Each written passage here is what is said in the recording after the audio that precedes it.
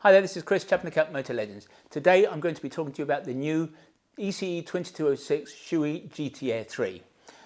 But before I get into it, I wanted to preface it with a comment about test riding the helmet. I'm not going to go out on the bike and test ride the helmet because frankly I think such test rides are a nonsense and don't achieve anything. How a GT-Air 3 is going to perform, noise and all the other aspects, how it's going to perform on me with my big fat round head on my particular Honda 50 will have no relevance to how it's going to perform for you. You maybe have a more oval head and you may be riding something big and sexy like a GS. It is not relevant. And so I don't think that there's a point in going out and riding in the helmet, especially as in these early days, I can't even get a custom fit on the helmet. If you want to know how the helmet's going to perform, then come and see us and we'll send you out on a test ride in one. But anyway, let's get into it. Let's talk about the GT-Air 3.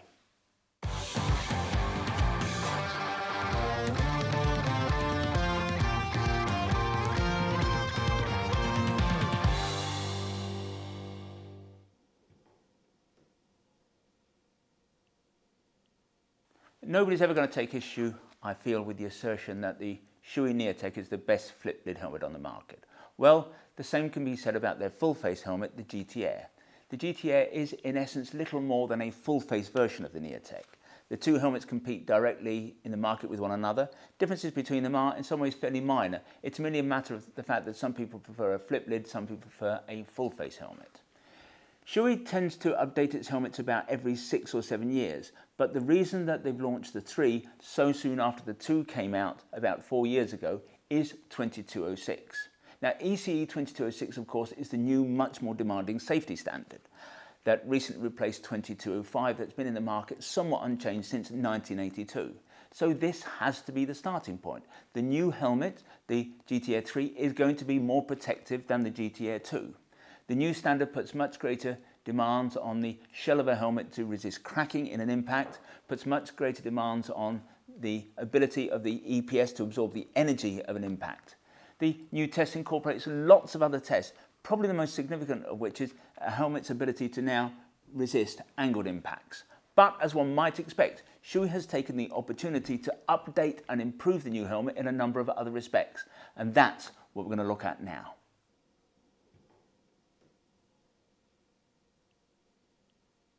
The truth is that the GT-Air 2 and the GT-Air 3 are very similar. From 10 meters, maybe even 5 meters, you could not tell them apart. And indeed, Shoei has exactly the same audience in mind, so the core fundamentals are unchanged. You get a modern, reasonably aggressive design with a subtle rear spoiler that's intended to give you a bit more stability at higher speeds. The helmet is equipped with a drop-down sun visor, and apparently in Shoei's world, that's what differentiates a sports touring helmet from a pure sports helmet. The other distinguishing feature of the GT-Air 2 was an integrated comms. One of the things that separates Shoei from other brands is the helmet's ability, or their helmet's ability, to take different thicknesses of liners. So you can change the cheek pads to thinner or thicker pads, you can change the headliners to make the helmet smaller or larger. The GT-Air 2 had these, and of course that was partly what allows us to claim that the GT-Air 2 was the best sports touring full face helmet on the market.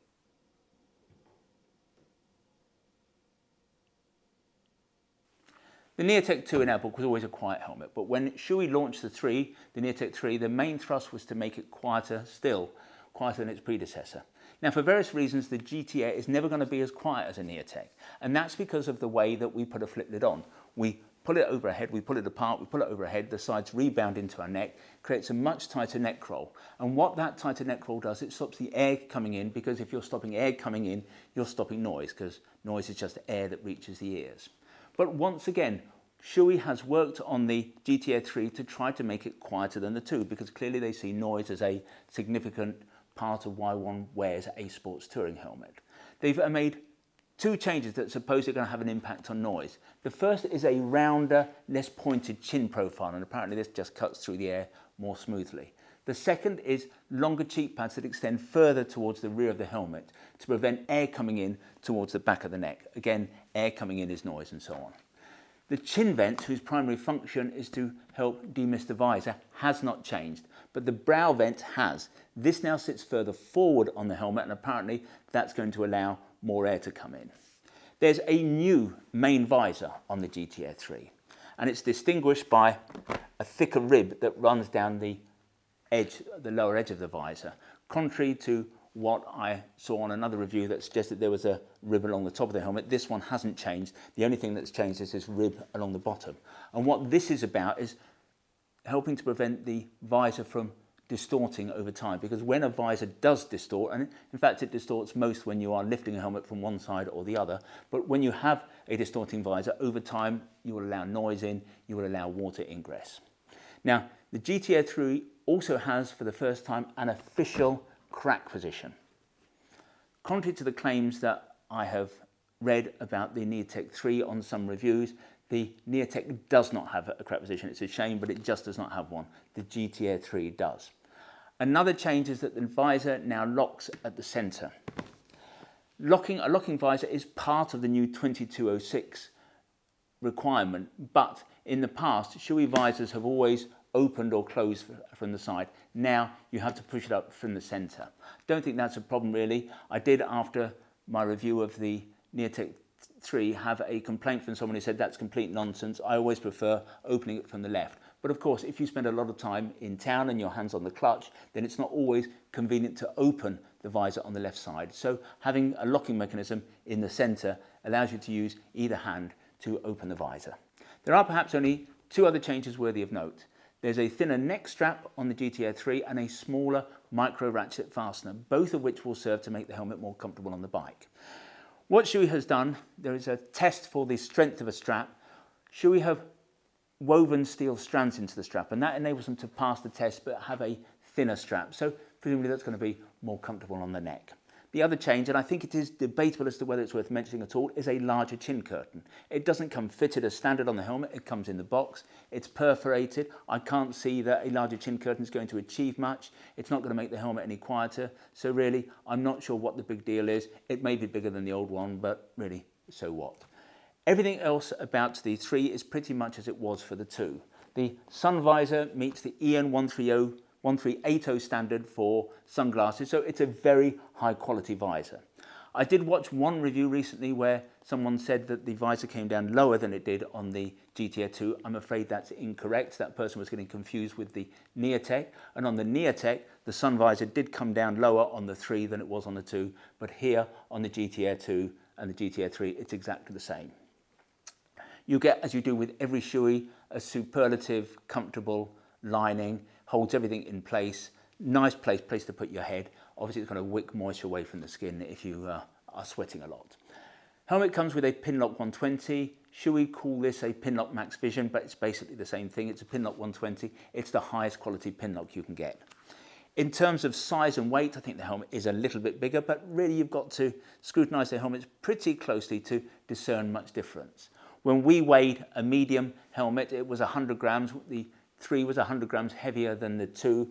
I don't think that's a big deal. Back when I was at school, that's the equivalent of a quarter of wine gums, and I could finish that before I got home. So I'm not sure it's really, again, worthy of much consternation. Of course, you get integrated comms with the 3. The new comms, by the way, will offer Bluetooth or mesh functionality. It's obviously powered by Sena, and in fact, it's the same system that you get on the Neotec. Now, on the Neotec, Shoei made extravagant claims about how the way the new comms was going to be fitted, how that was going to reduce noise. Strangely enough, they haven't made any claims about that with the GT-Air, so I've got to assume they don't think it makes any difference.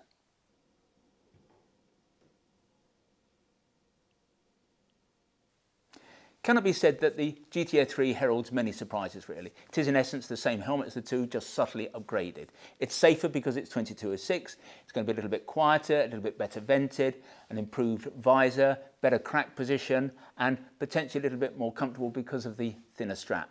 Fact is that if you liked the GT-Air 2, you will like the GT-Air 3. It's just a better helmet.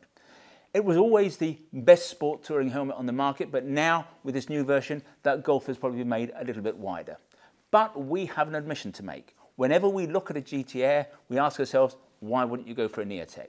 because with its tighter neck roll, a Neotec is going to be quieter. With the flip, it's easier to take on and off, it's easier to wear with glasses.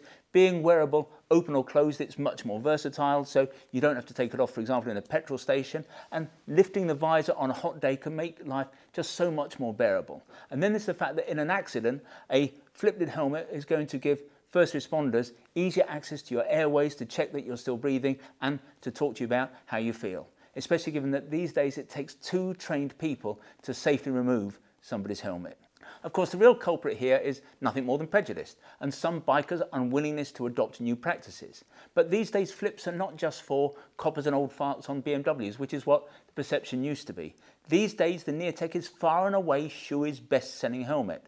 And whilst it's not a very retro look and a flip lid can look wrong on a sports bike and it doesn't always appeal to the cruiser crowd, the truth is that for most people a flip lid will be the most sensible option.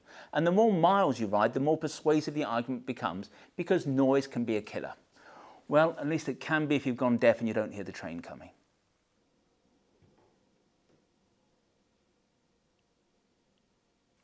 Prices for the GT-Air 3 start at $530 for the white and shiny black. Other solid colours like this one come in at $560. All the graphics are currently priced at $650. The SRL 03 comms cost just £339, but when you buy it with a helmet you will save the 20% VAT and it will come in at just over £280. The sizes for the helmet are extra small 54, small 56, medium 58, large 60, extra large 62 and extra large 64. But as ever, you cannot assume that if you measure your head, a helmet is going to fit, because all heads have different shapes. Some are rounder, some are more oval, as indeed do all the internals of different helmets. And the Shoei can be the most difficult to fit of all helmets because it has the most oval shape out there. So if you do have a particularly round head, it may be that a Shoei is probably never going to work. I think it's best always to buy from somewhere that carries all of the headliners, the cheek pads and so on, so that they can do a custom fit.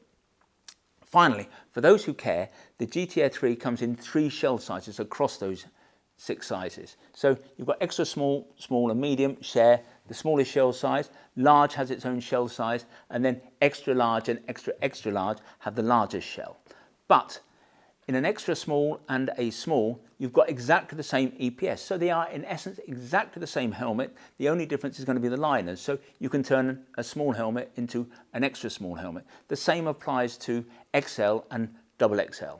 Now, if you like the idea of a GT-Air 3 but want it to fit properly, we think the best way is to come and see us. It's the best way to avoid making an expensive mistake. And of course, towards the end of 2023, fingers crossed, we should be able to offer Shoei's computerized personal fitting service. If you'd like to see more Shoei helmets, or indeed more helmets, then visit the website motorlegends.com. If you want to learn more about the GT-Air 3, if you click on one of the links on the screen, sometimes they're up there, sometimes they're down there, that will take you to the correct page on the website. When you're there, you can check out the spec a little bit more detail, you can check availability, and obviously if you want to buy one of the helmets, you can do that there and then. When you buy from us, we try to make the process as simple, straightforward and risk-free as we possibly can. There's no delivery charge on any item of protected wear that you buy from us. Returns are totally free, and what's more, we give you a full 12 months in which to decide whether you do want to return something to us.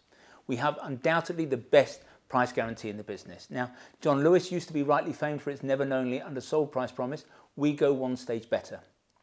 If you can find anyone who's selling anything that we sell at a price that is lower than ours, we will beat that competitor's price by a full 10%.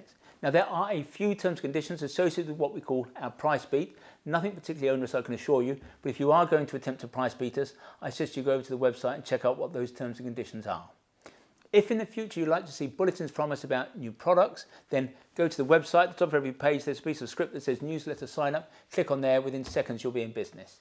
If, however, you prefer to get your information videographically, that is to say in this form, we'd be simply delighted if you want to become a subscriber to our channel, and you can do that by clicking on the button below.